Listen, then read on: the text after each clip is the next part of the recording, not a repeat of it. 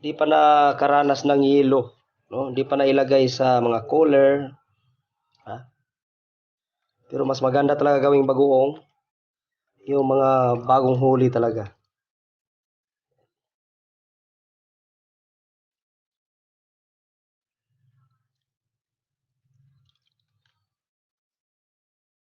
So ayan na mga fitness, hayaan na muna natin na matanggal yung tubig, no? Kasi kailangan matanggal yung tubig kasi yung tubig yun ang mag-uumpisa na mangamoy yung ating bagoong o ikakasira ng ating bagoong. Pagkatapos ma-drain yung ating isdang dilis, ngayon lagyan natin ng bawang. Lagay mo bawang. Ayan. Para maging special yung ating bagoong, lagyan din bawang. Ayan pa, may natira pa. Ayan. Maya natin haluin yan.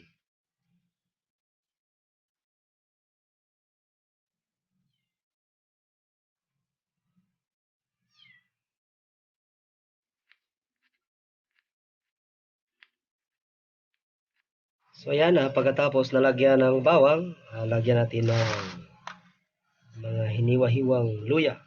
Ayan, luya. Ayan, luya. Pagkatapos, lagyan ng konting paminta. Ayan, pamintang durog. Ayan, pamintang durog. Okay. Tapos, budburan ng asin. Ayan, sige pa, asin pa.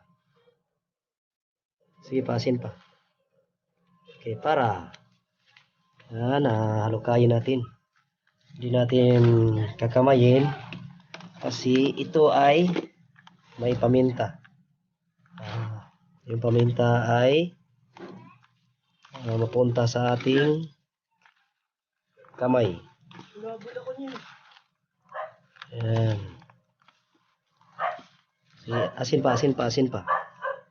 Ayan. Asin pa, asin. Ayan.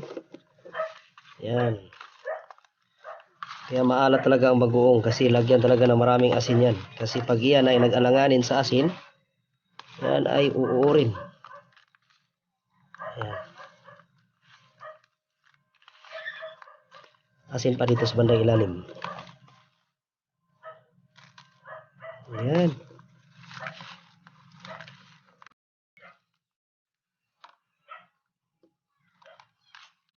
Ayan. Ayan. Ayan. Tapos lagyan mo.